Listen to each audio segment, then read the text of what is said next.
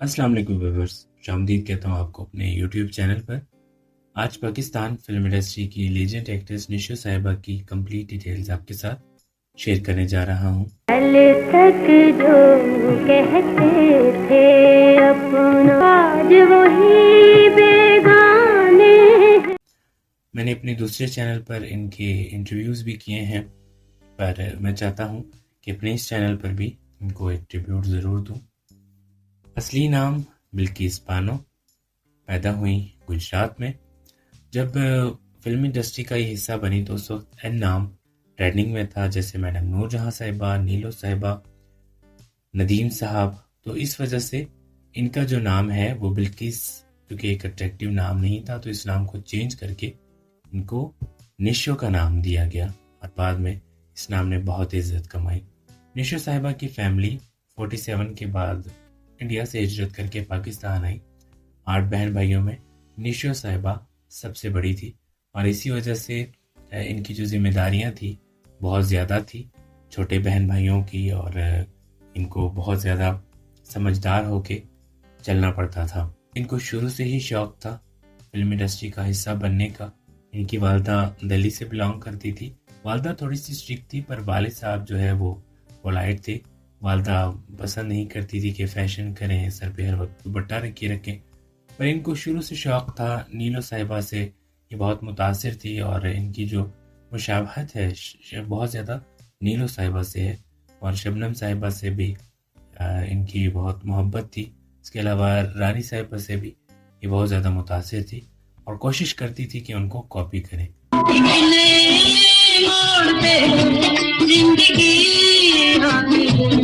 फिर उसके बाद इनके जो स्कूल ड्रामाज होते थे उसमें पार्टिसिपेट करती थी, और फिर इनके रिकॉग्नाइज इनको लोगों ने करना स्टार्ट कर दिया। जब स्कूल में ड्रामे करती थी इनको पहचानना स्टार्ट कर दिया, क्योंकि इनके जो एक प्ले था वो हिट हो गया था स्कूल का, तो इनको बड़ा अच्छा लग रहा था वो फेम। तो ये चाहती थी कि मज़ीद ये आगे हीरोइन बने। इनकी वालदा ने इवन निशो साहब बताती हैं कि चिमटे से भी इनको मारा कि आपने फिल्म इंडस्ट्री का हिस्सा नहीं बनना, पर इन्होंने अपनी जिद को पूरा किया। इन्होंने मैट्रिक के इम्तिहान दिए और उसके बाद फिर रिजल्ट आउट होने में कुछ टाइम होता है, तो फिर अपने जो रिलेटिव्स थे लाहौर में इनके, तो ये अपनी फैमिली के साथ लाहौर चली गई। वहाँ पर जब ये गई तो इनके जो रिलेटिव्स थे उन्होंने कहा कि हम शूटिंग देखने चलते हैं। तो ऐसे लगा जैसे निशो साहिबा की कोई बहुत दबी ख्वाहिश पूरी हो रही है। उन्होंने कहा बिल्कुल मैं जाऊंगी और शूटिंग देखूंगी। वहाँ पे इकबाल शहजाद साहब की कोई फिल्म की शूटिंग हो रही थी। जब उन्होंने निशो साहिबा को देखा तो उन्होंने कहा कि ये फिल्म में काम करेंगी, तो निशो साहिबा ने फ़ौरन से हामी भर ली, क्योंकि वो तो पहले से ही चाहती थी कि वो फिल्मी दुनिया का हिस्सा बने। तो फिर जब ये घर आई तो इनके घर वालों ने बहुत शौर किया, स्पेशली इनकी वालदा खफा हुई। फिर जो मिसिस आबिदा थी, यानी कि इकबाल शहजाद साहब की वाइफ, वो इनके घर आई और उन्होंने कन्विंस किया कि मैं इसकी ग्रूमिंग करूंगी और हम इसको हीरोइन बनाएंगे और ये बहुत कामयाब भी होगी। फिर उसके बाद उन्होंने मेकअप, ड्रेसिंग, एक नुमाया किरदार अदा किया बिल्किस से निशो बनाने में इनको।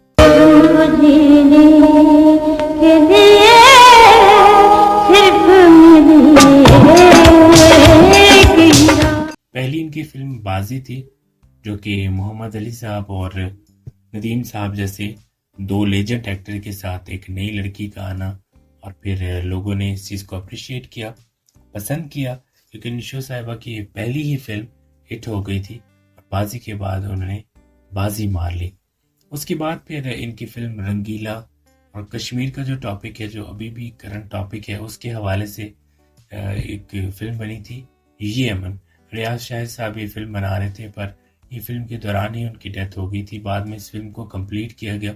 निशा साहिबा बताती हैं कि जब सेट पे जाते थे तो उनकी बड़ी याद आती थी, और रियाज शाहिद साहब ये अक्सर कहते थे कि निशा साहिबा बहुत ज़्यादा नीलो साहिबा से मिलती थी, और जब नीलो साहिबा के साथ इन्होंने काम किया तो बहुत ज़्यादा खुश हुई थी ये कि जिनको मैंने आइडलाइज किया, जिनको मैंने पसंद किया, उन्हीं के साथ मुझे काम करने का मौका मिला।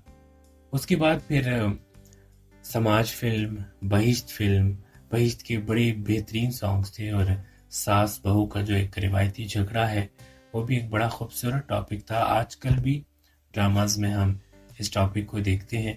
और एंड में दोनों ही की डेथ हो जाती है। और बड़ी खूबसूरत ये स्टोरी थी। इसके अलावा संगीता साहिबा की डायरेक्शन में बनने वाली पहली फिल्म सोसाइटी गर्ल की ये हीरोइन थी, और उसमें जो टाइटल रोल था वो खुद संगीता साहिबा प्ले कर रही थी। फिर फिल्म नादान एक बहुत ही बेहतरीन फिल्म थी, जो कि एक डायमंड जुबली फिल्म थी नदीम साहब के साथ। फिर फिल्म समाज 90s तक इन्होंने फिल्म्स में काम किया, और अभी रिसेंटली इन्होंने जो फिल्म्स की वो थी शोर शराबा और बाजी।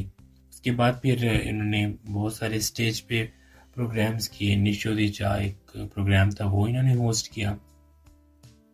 इसके अलावा इन्होंने इंटरव्यूज़ बहुत ज़्यादा दिए और शायरी भी करती हैं। इन्होंने अपना जो कलाम है वो इंडिया में पेश किया था, और बड़ा खूबसूरत इनका एक शेर है जो अक्सर और बेशतर ये अपनी वीडियोस में शेयर करती हैं। पाकिस्तान को इन्होंने रिप्रेजेंट किया था इंडिया में।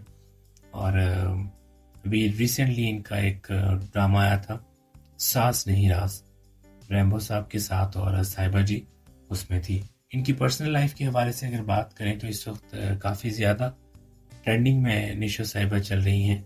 और इनाम रब्बानी साहब जो कि इनके पहले हस्बैंड थे, उनके हवाले से बहुत सारी वीडियोस सोशल नेटवर्क पर देखने को मिलती हैं।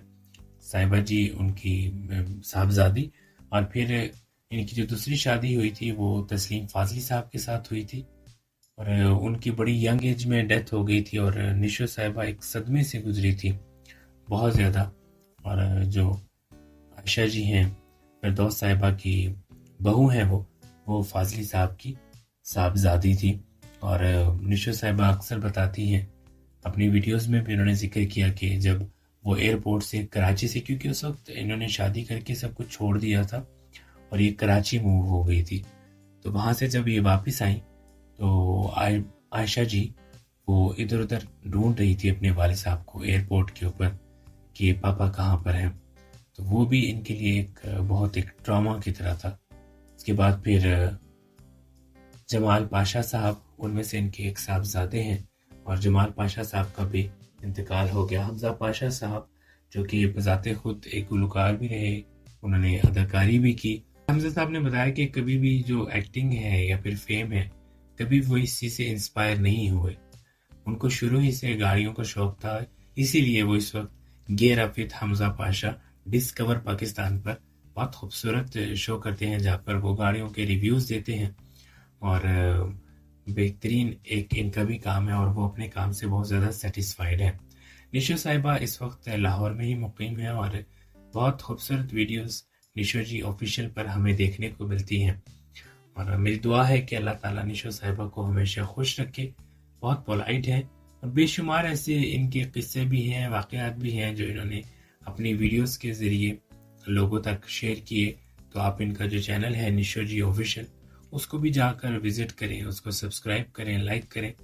और मेरी कोशिश है कि मैं अच्छी से अच्छी पॉजिटिव वीडियोस बनाऊं और आप तक शेयर करूं। अपने दूसरे चैनल से तो करता रहता हूं, पर इससे भी कोशिश होती है कि कुछ ना कुछ ज़रूर शेयर करूं। तो निशो साहिबा हमेशा खुश रहें, शाद आबाद रहें। मुझे इजाज़त दें, नेक्स्ट वीडियो तक अल्लाह हाफिज़।